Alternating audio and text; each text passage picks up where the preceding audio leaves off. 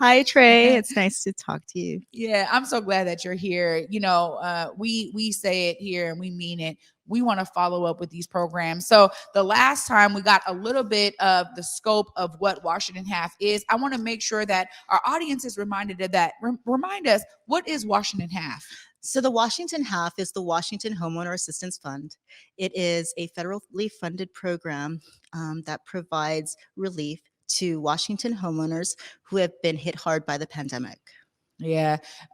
This right here, it feels like tell us homeowners who really haven't, right? We know that there are some that don't need any resources. We won't go there. We experienced that here in Washington State and Seattle in particular. But this is important. This fund is needed. And I know this for many people reached out and said, thank you for sharing this. Thank you for running the commercial. I needed this. This has been helpful. You guys have now been able to help hundreds of families. Just tell us a bit how the program's been going. Yeah, so the program's been going great.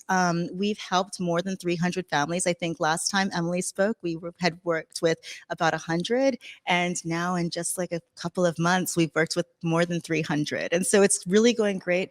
We've been working with community-based organizations. You mentioned that in the intro about community-based organizations. We've been working intentionally with community-based organizations as well as community action agencies and just communities in general to make sure that this information gets to the people that need it most. Yeah.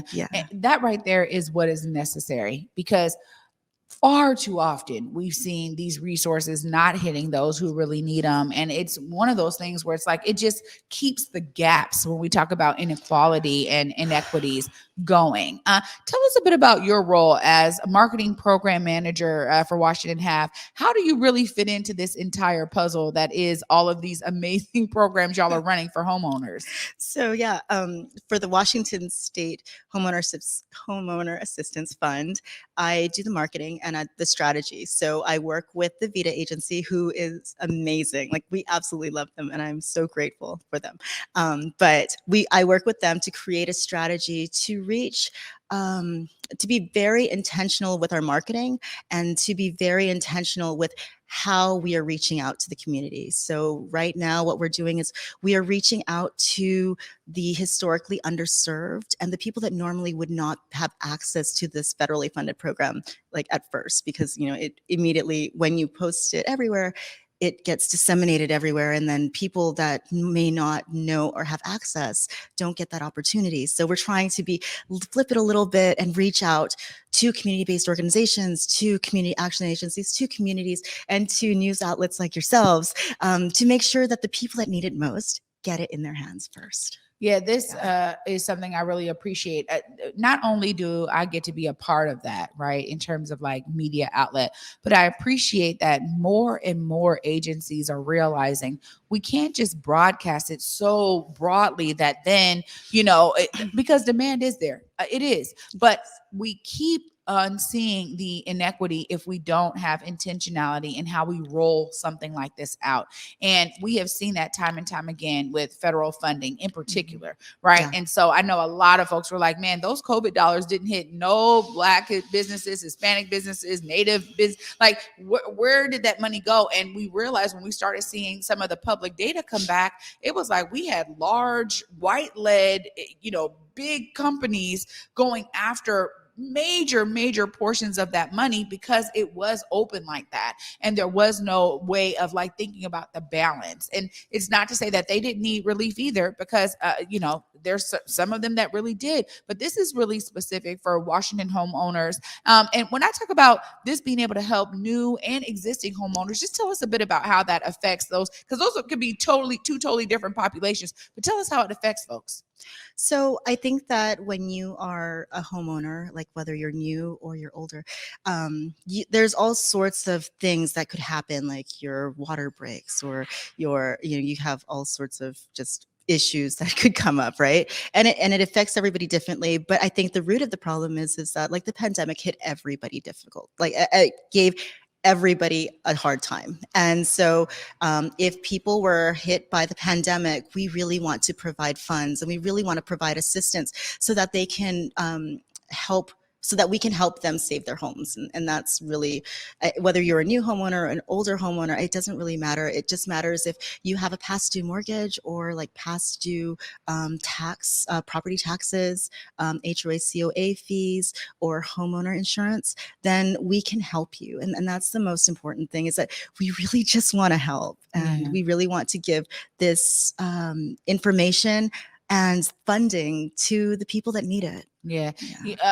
This for me, I love that you kind of lay it out, because some people may go, wait a minute, what is this? If I, is it about my mortgage? Can I actually be paying my mortgage? Or, okay, I got these additional ancillary costs that I have to deal with, like insurance, like, I'm thinking, oh man, water bill, or, we've dealt with inflation in all of these areas, honestly, Kathleen. And it's one of those things where it's like, it affects families. We're talking about, people's budgets, and, folks being like, okay, this is the difference between me paying this bill or that bill. Do I get lunch for my kids, or do I do XYZ?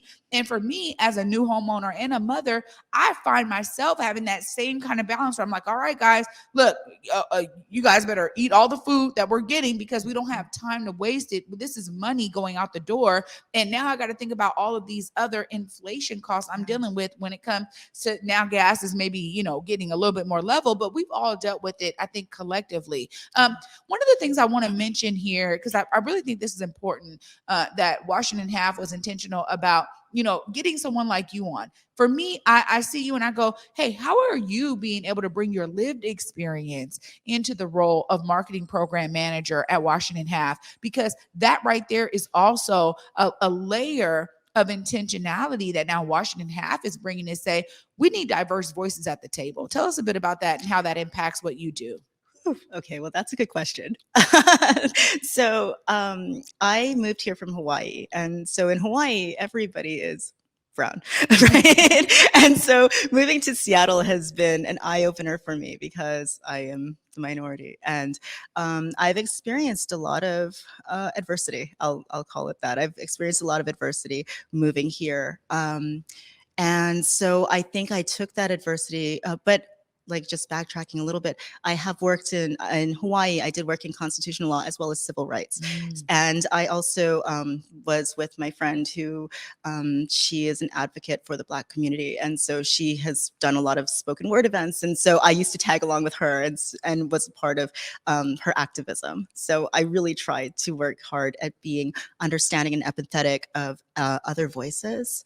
And I think that when I was hired into the commission and the Washington HAF, I have brought that with me, just being very intentional, very empathetic, and just listening. Like, rather than putting my own ideas out there, I want to listen to what the community has to say. I want to hear what you need rather than telling you what you need, right? And I think that's the really important thing, is that people, especially federal governments and state governments, we're always telling the community that this is what you need. We have a program. This is what you need. Take it. Like, it's not about that. It's about, what do you need? Can I help you? Do you think this is going to help you? And if it is, great. If it's not going to help you, how can I change it so it can help you?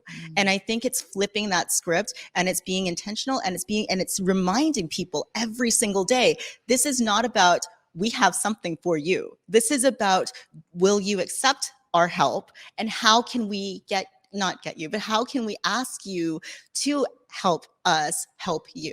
Yeah. Yeah. This kind of approach is something that I feel like it's really rolling now, but we probably needed to go through the pandemic to get to this place. I think about the extractive nature most often present when a family in need has to approach any government entity, right? I think about, DSHS, and I used to get food stamps when I was a student and a young mom. And I remember just feeling like the person who was on the other side of the desk did not care anything about my circumstances or my situation, right? And so then you feel like, oh man, you're not making this easy. First of all, I'm already having to be vulnerable to come here and say I need the help, and I'm getting food stamps, and I need that. Or being at the food bank, I experienced a difference, because it was like, that's volunteer based. So the people that were there were like, man, how can we? It was very different than government employee and then being with volunteers. And so even toward my message in the beginning, that love that you put into the connection that you are having, whether it's your job or a volunteer or whatever it is you're doing, there's something that is being received on the other end. And it sounds like, I mean, remember talking to Emily about the empathy that is needed by these resource workers on the line, which is so key, because for a homeowner to say, all right, man, I need the help. I'm gonna, for many of us, we are proud homeowners. We want to keep our homes. Home ownership is legacy. It's generational wealth building. It's so many other things. And so it takes a lot to admit that you even need that level of help. So to be able to be met on the other line with somebody who's like, no, like you said, the approach in terms of that empathetic way and coming to say, no, I'm here to ask you, how can I help you get what you need? That's what I'm here for. I'm here to do that. Tell us a bit about how you've experienced that in your role, and on the other end, as this now is rolling out, the hotline is out there. Mm-hmm. People are calling. They're hearing from these resource workers that are obviously getting some level of that training. They say, look, let's approach this in that regard, and let's really connect with that person that's calling in. How have you kind of experienced some of that? So I haven't really, to be honest, I haven't really experienced much of that, but I do work with the hotline closely, and I pull reports for them, and I talk with them weekly, semi-weekly. Mm-hmm. And it's really great to hear their stories and to hear about just how important they understand their role is, right? I think that especially for the counselors. So let me backtrack a little and say that when you apply for the Washington HAF, you're going to call the hotline, right?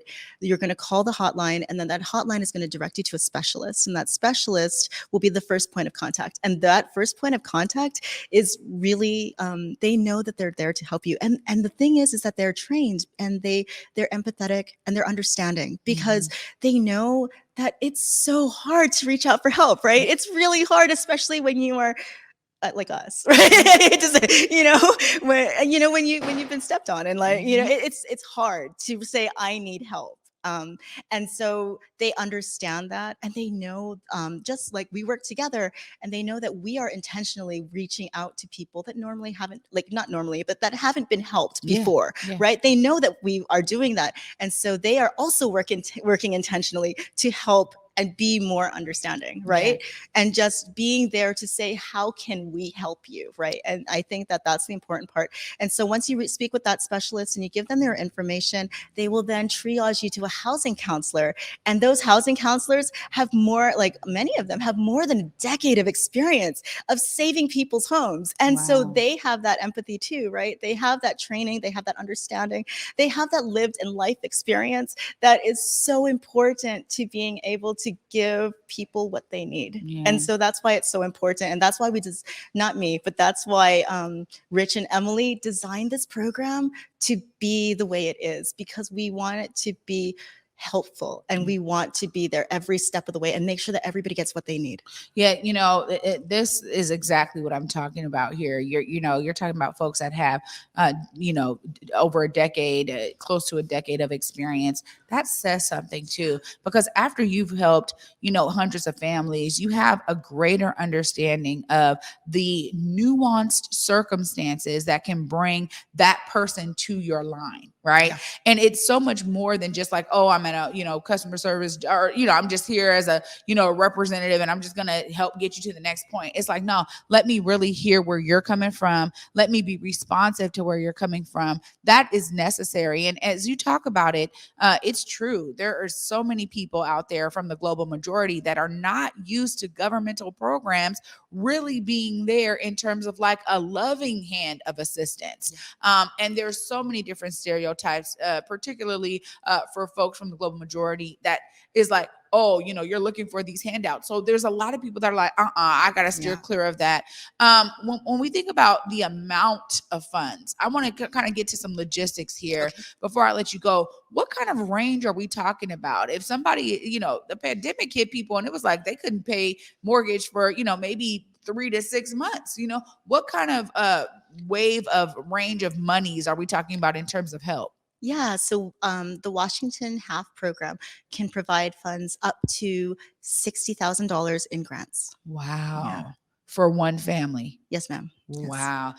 Okay. I mean, I think I heard it last time, but that is significant.